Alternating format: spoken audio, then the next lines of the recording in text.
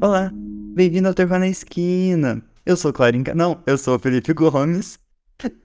E nesse episódio a gente vai falar de móveis de casa. Baseando aí, né? Podemos dizer que é um episódio quase um daqueles do Discovery sobre redecoração de ambientes. Irmãos à obra, Irmãos à obra. pesadão. Bem, Igor. Quem é você? Eu, eu sou ninguém e ao mesmo tempo todo mundo.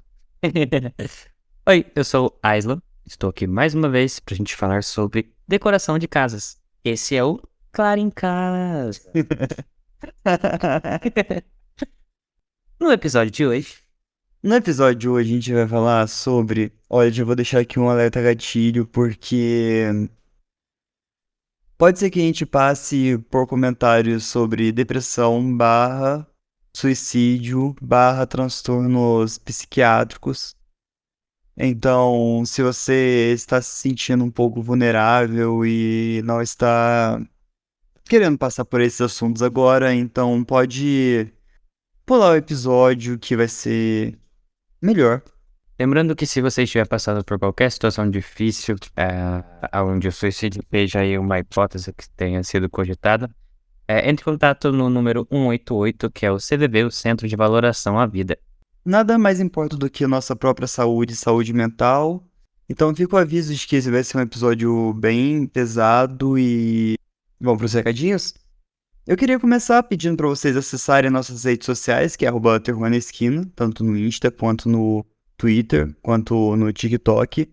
A gente tem o nosso grupo de apoio no apoia.se/terror na esquina. A gente tem episódios extras e um grupo no WhatsApp para comentar mais sobre os episódios, mandar memes, vídeos de terror, histórias de terror e algumas coisas bem nojentas e engraçadas também. Vale a pena, vale muito a pena. Então, se você puder dar uma força pra gente, acessa lá. É apoia.se/terror na esquina. A novidade, as histórias de SCP que estavam pausadas vão voltar a partir da semana que vem com... Tananã. Eu. Aslan vai assumir frente à SCP, então ele vai gravar os episódios e a gente vai lançar pra vocês. O combinado de 6 episódios, já foram lançados 2, então a gente vai entrar com mais 4 na voz de Aslan. Isso aí. E, spoiler alert, muito em breve sairá também alguns quadrinhos novos aqui dentro do podcast, então não perca aí os próximos episódios que vão sair com bastante novidade. Vai ser mais ou menos isso. Fica aí o spoiler alert. É, Então, acabou os recadinhos. Bora pro episódio. Bora. O nome da creepypasta é Meu Pai é uma Cadeira. E ela foi postada no subreddit No Sleep. E ela foi postada pelo user Chu Can the Rapper. E ela começa assim.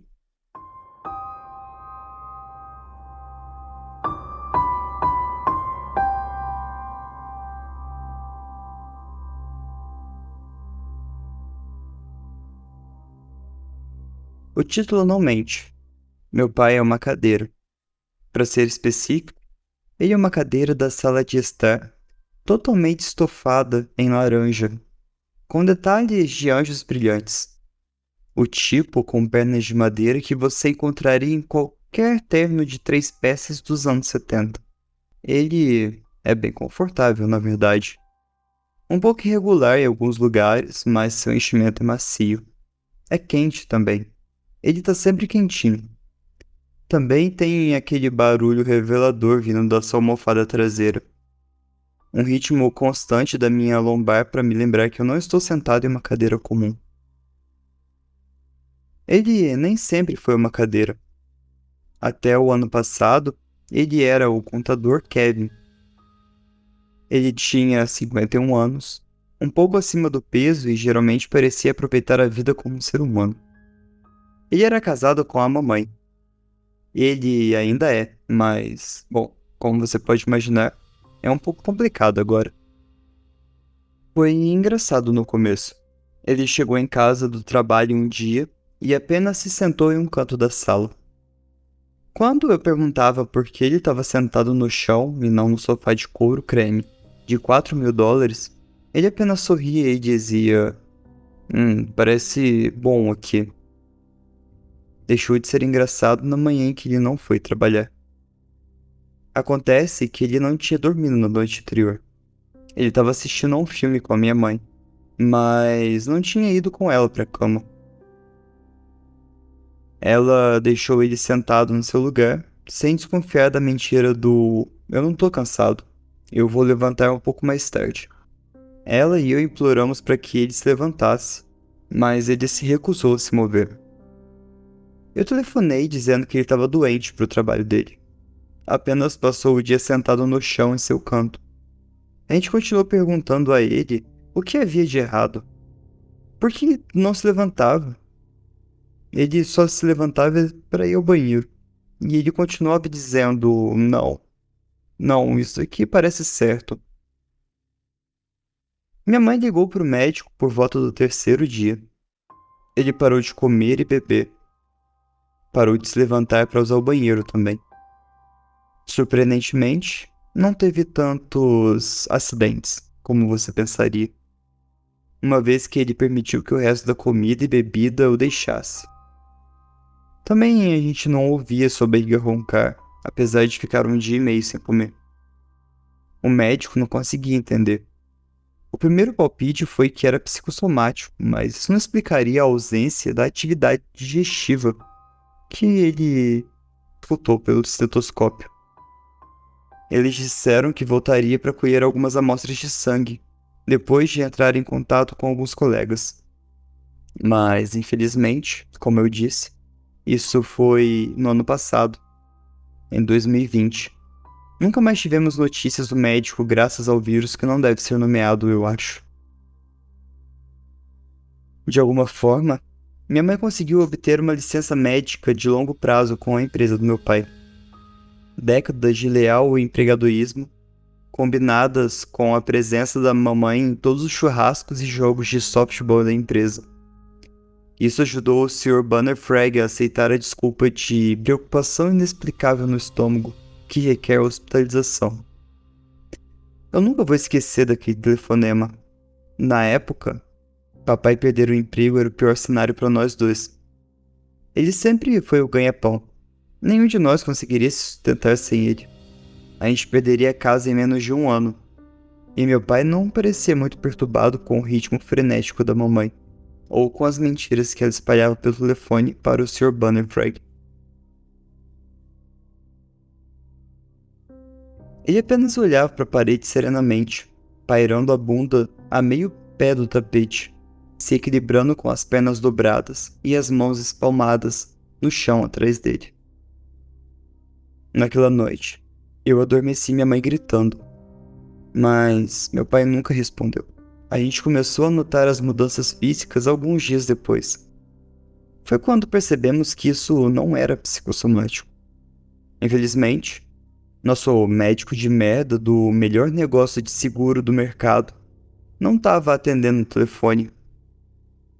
A gente recebia e-mails passivo-agressivo informando que eles estavam esperando uma resposta dos colegas.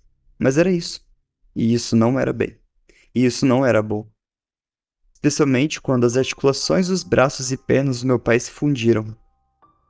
A maldade do silêncio do médico aumentou 1000 vezes quando enviamos fotos das mãos e pés do papai descascando, como uma aranha tirando a sua própria pele.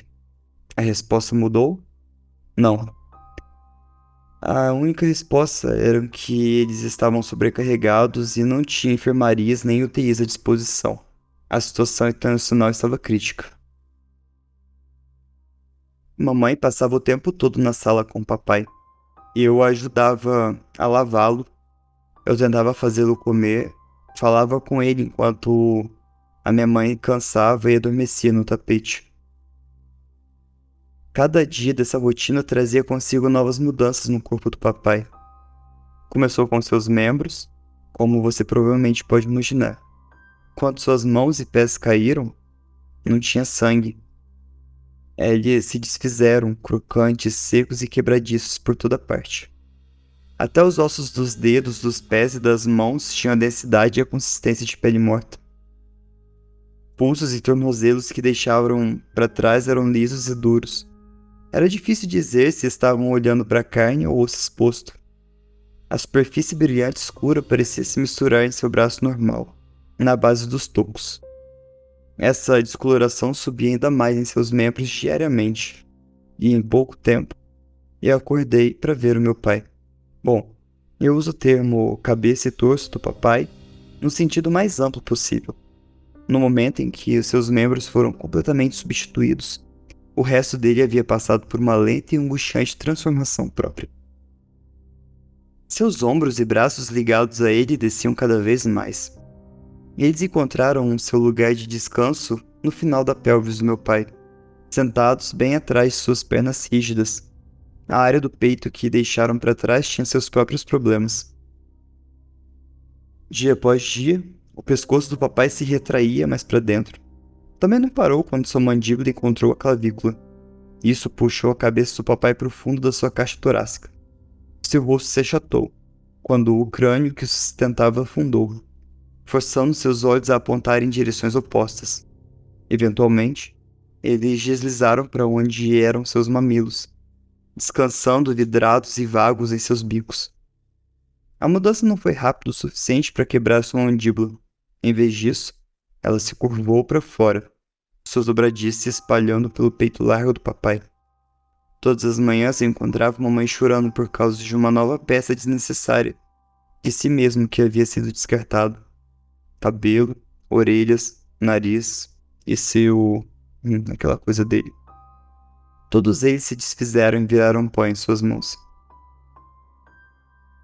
Ele perdeu a capacidade de falar quando sua cabeça se retirou. Não é surpreendente, não é? Ele deixou suas intenções claras no dia. As últimas palavras que ele me disse eram: não chore, eu sou uma cadeira. Eu sempre fui uma cadeira. Eu sou feliz como uma cadeira. Essa foi a pior parte, eu acho. Sabendo disso, o que quer que estivesse acontecendo com o papai, ele não estava resistindo. Que quando ele teve aquela vontade inicial de se sentar no canto e não se levantar, ele não resistiu. Ele era feliz assim. A grande preocupação é que quando ele era humano, quando ele era pai, marido e contador, ele não era feliz. Mas infelizmente, ainda não sei por que ou como meu pai se tornou uma cadeira. Eu não postei nenhuma foto. Mamãe não deixava, eu não queria passar vergonha. Eu queria manter a dignidade do papai intacta. A coisa é, eu acordei com ela e meio que... Eu concordei com ela e ainda meio que concordo. Eu tô feliz por não ter ido às redes sociais com as fotos do meu pai em vários estágios da sua jornada. A tentação tava lá pra ver se alguém poderia ajudar. Ninguém poderia ter feito isso, não é? Meu pai teria se tornado apenas uma aberração de ciclo da internet. Eu pesquisei e investiguei o suficiente ao longo dos meses para saber que o que quer que tenha acontecido com meu pai, ele era o único. Bom, quase o único. As próprias mudanças da mamãe começaram na época em que a pele do papai estava se transformando em tecido laranja, e os seus olhos endureceram em botões de plástico. Sua mudança foi um pouco diferente. Começou com seu torso, se alongando dia após dia, enquanto ela permanecia na postura de caranguejo. Eu devo dizer, ela fez um ótimo sofá. A transformação dela pode ter sido um pouco mais angustiante, mas o resultado final foi melhor. E pai, me desculpa, mas essa é a realidade. Acho que a pior parte com a minha mãe era o desânimo. Meu pai estava tão sereno enquanto mudava, mas a minha mãe, ela não parava de chorar. Soluços silenciosos, lágrimas que caíram por alguns dias, mesmo depois que seus próprios olhos se tornaram plásticos planos. Ela não estava chorando por causa da mudança, eu acho. Eu acho que foi porque ela não ia conseguir ver como eu vou ficar bonito quando eu passar pela minha própria metamorfose. O problema é que agora eu entendi. Meu pai estava certo. Ele era a cadeira, minha mãe era o sofá, e eu sou uma mesa de centro. Eu sempre fui. No começo, eu fiquei com medo quando eu percebi. A verdade me atingiu como um piano que caiu de um prédio muito alto. Eu estava esfregando o resto de pele humana da mamãe quando ela atingiu cada osso do meu corpo, assim como deve ter acontecido com meu pai e com minha mãe. Eu passei a noite inteira sentada em cima do meu pai, com lágrimas escorrendo pelo meu rosto, olhando para o meu lugar. Eu não queria que fosse verdade. Eu gritei para que não fosse, mais de uma vez. Eu não podia negar os fatos que eu conhecia no fundo dos meus ossos. Aquele lugar, o espaço, no tapete em frente à cadeira do meu pai e ao sofá da minha mãe. Era para mim. É meu, aonde eu pertenço. Ao contrário de aceitar o meu pai alegremente e chorar ao me despedir da minha mãe, eu lutei contra isso por alguns dias. Eu não sou como eles, eu só tenho 17 anos. Tive sonhos, ambições, objetivos. Eu queria ir pra faculdade, me estabelecer, me casar, ser pai. Eu não estava pronto para desistir da minha forma humana. Passei minhas noites implorando por mais tempo, mas nada nem ninguém respondeu. Os impulsos não diminuíram. Minha consciência da realidade agora, que as ilusões foram varridas, era muito grande. Quando eu dormi nessa última semana, meus sonhos sempre foram os mesmos. Sonhei com a verdadeira realidade, como agora eu sei que as coisas deveriam ser. Sonhe comigo no meu lugar, meu corpo se alongando de madeira e plano como é certo, como é correto, como é natural. Eu tenho sonos longos e felizes, cheios das sensações de canecas de cerâmicas quentes sendo pousados em cima de mim e o carpete grosso sobre minhas 4 pernas. Eu não posso mais lutar contra isso. Eu tô postando isso aqui, mas também tô imprimindo uma cópia para deixar uma nota para o pessoal da remoção. Quero que tenha cuidado conosco quando o banco retomar a posse da casa e acabarmos no depósito. Por favor, nos mantenham juntos se puder. Somos um conjunto. A licença médica do papai terminou meses atrás. Como você pode imaginar, os avisos de despejo estão se acumulando. Eu parei de me importar com a pilha de correspondência embaixo da porta na época em que a caixa torácica da minha mãe se dividiu e se achatou em um amplo estofamento de veludo risca de giz. Eu não tenho fome há dias, nem sede. Nem tenho certeza se eu tô respirando agora, eu fico pensando nisso. Eu ainda tô com medo, mas eu acabei aceitando que é assim que as coisas devem ser. Eu não sei porquê, eles apenas fazem. Talvez seja uma maldição, talvez essa casa esteja enterrada em algum antigo local de ritual. Talvez seja apenas alguma anomalia estranha da física, quem sabe. Seja qual for o motivo, eu tenho que engolir e aceitar as coisas como são. Esse corpo, essa massa ambulante oscilante de pele, osso e pedaços que eu amo tanto, não tá certo, não é meu. Eu não tô destinado a isso mais. Assim que eu postar isso e imprimir uma cópia para os caras da remoção, eu vou me colocar no meu lugar. Depois é só fechar os olhos e esperar. Eu já posso sentir os meus membros se repuxando dentro de mim. Minhas coxas e braços deslizando para onde eles se encontrarão no meu umbigo em alguns dias. Tem um puxão na parte de trás dos meus joelhos, onde eles se dobram sobre si mesmos.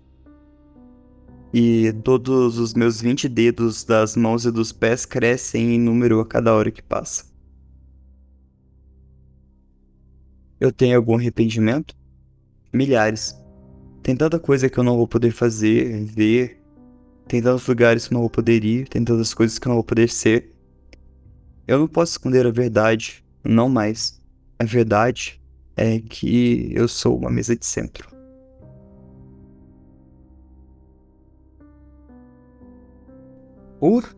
Então, a princípio parece leve, né? É até um pouco cômico pensar nas pessoas virando móveis dentro de casa. Eu acho que ela entra no fator assim mais complexo quando você para pra analisar o texto, né? Quando você para pra analisar a creepypasta em si.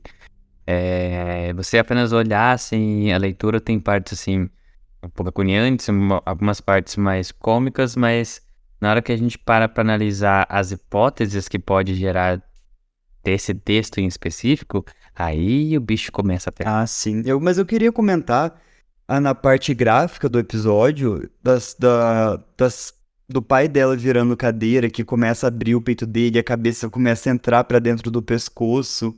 Cara, isso foi me dando uma aflição na hora que eu tava lendo.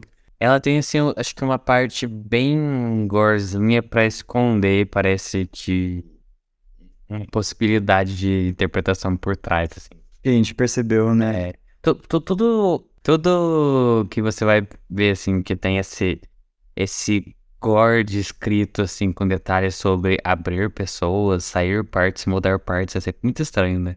Ah, Porque sim. cada cabeça vai construir a sua imagem mental sobre aquela descrição específica. E por mais detalhes que haja na escrita, sua visão vai ser sempre só a sua e a do outro a dele. Então cada um vai ter uma interpretação dessa cena em específico. É, afinal, só você vai enxergar aquela cadeira com estofado laranja e anjo e padrão de anjo que é o pai dela, né? Então, tipo, a parte dele se abrindo, o olho virando os botões. Ah, é muito bizarro. É muito bizarro.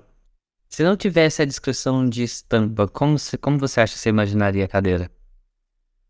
Parando pra pensar assim, eu já li, então a cor laranja é uma cor muito impactante e ela fica martelando na cabeça, eu não consigo pensar diferente. Mas quando eu falo de cadeira, eu acho que eu imaginaria uma normal, sem braços, não uma cadeira de sala, eu imaginaria uma cadeira de mesa, de madeira.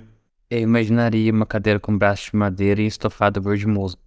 Ah, sim, é muito cara de casa. Tipo aquela que a gente tem na varanda. É verdade. E vocês, ouvintes, o que vocês imaginariam se não tivesse a descrição dos móveis, no caso, né?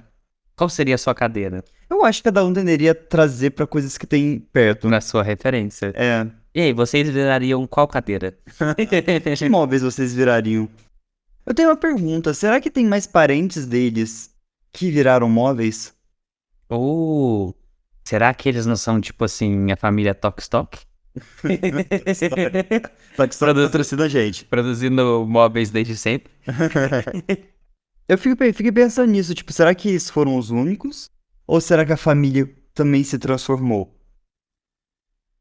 Faz sentido, é uma boa análise. Tipo, será que o tio é uma estante, por exemplo? E a avó é um álbum de fotografia. Hum, é, ok, móvel.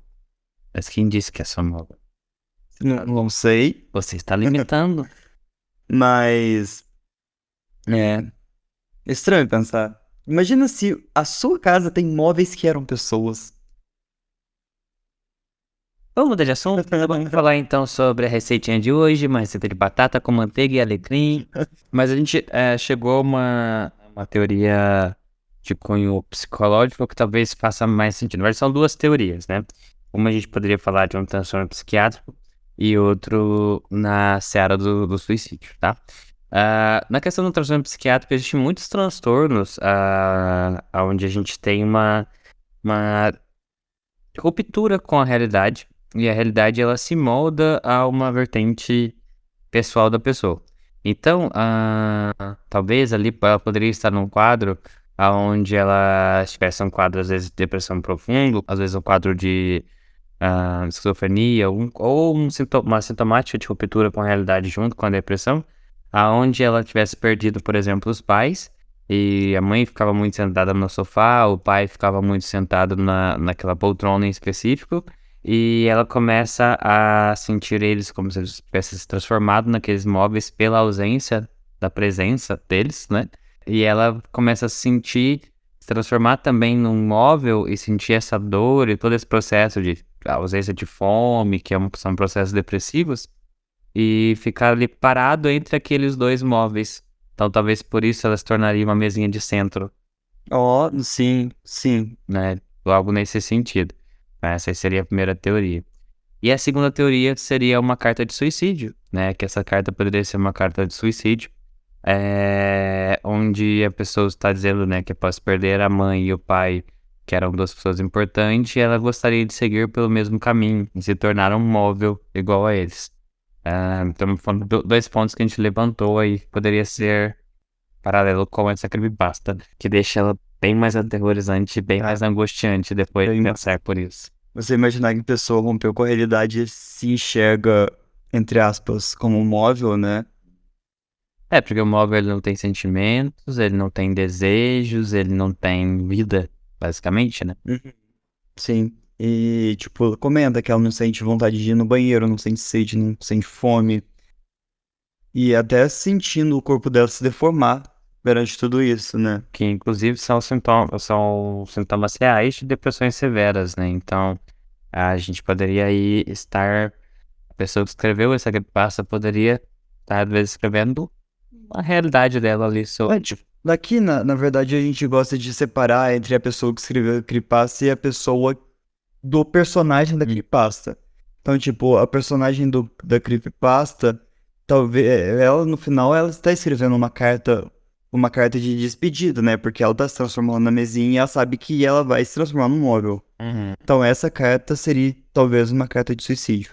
Sim, sim, porque ela estava ali descrevendo que ela estaria caminhando a mesma caminhada que os pais, Uhum. por causa da ausência da vida, que eles se tornaram móveis. Então, Seria um eufemismo pra morrer, né? sim. Acho que quando a gente traz pra essa realidade da psica em si, dá mais agonia essa creepypasta, né? Ah, dá, porque Você pensar que é real, que é possível. antes é tipo uma. Eu vou colocar aqui numa palavra muito esdrúxula, uma brincadeirinha, tipo, do autor, e falar que pessoas estão se transformando em imóveis de uma maneira bem bizarra,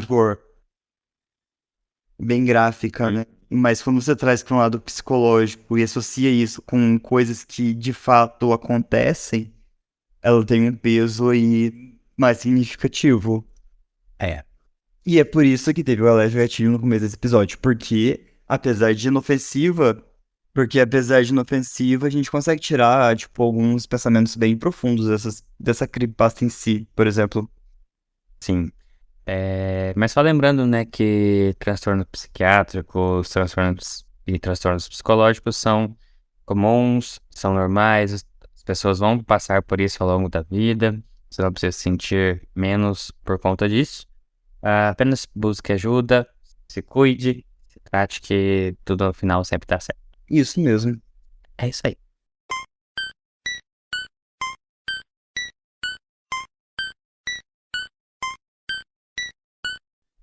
Pesado, mas episódio de Irmãos à Obras mais dark que vocês vão ver. Bom, até o nosso próximo episódio sobre redecoração de ambientes. Não esqueçam, @terror na esquina, tanto no Insta quanto no Twitter. E é isso. Cuidado nas esquinas. Tchau. E cuidado em casa.